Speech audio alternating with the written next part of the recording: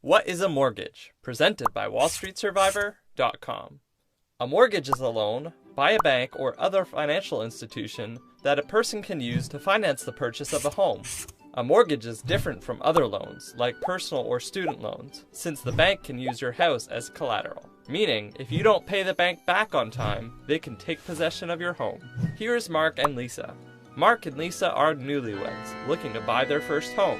After a long search, they find the perfect home, with the not-so-perfect price tag of $500,000, more than they have in the bank. What are they to do? Mark and Lisa head over to the bank. The banker suggests that they take out a mortgage to finance the home. The banker asks them how much they are willing to put down as a down payment. The down payment is the amount that Mark and Lisa pay up front. Usually, a down payment needs to be at least around 20% of the price of the home, but this amount varies from bank to bank. Mark and Lisa have been saving for a while and decide to put down $100,000, meaning they will need to borrow an additional $400,000 to buy the house. The banker reviews Mark and Lisa's credit reports and income statement and grants them a $400,000 mortgage at a fixed rate of 5% with a 5-year term and a 40-year amortization period. That means Mark and Lisa must pay a 5% interest rate to the bank per year. The fixed 5-year term means Mark and Lisa are locked into this rate for 5 years, regardless of whether the interest rates go up or down.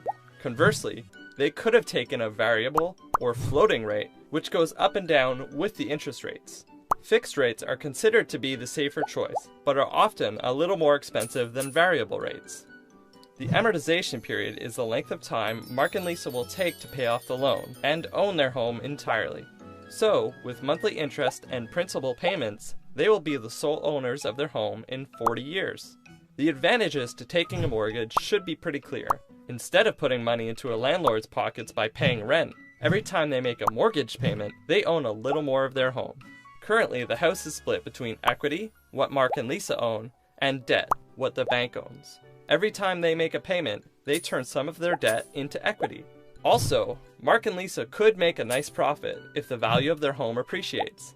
For example, imagine Mark and Lisa get an offer to sell their home for $600,000 the day after they bought it. Mark and Lisa and the bank aren't partners. They don't have to split the profits. So let's say they take the offer and sell the house. They collect $600,000 from the buyer and pay back the $400,000 loan to the bank. Just like that, they doubled their $100,000 investment.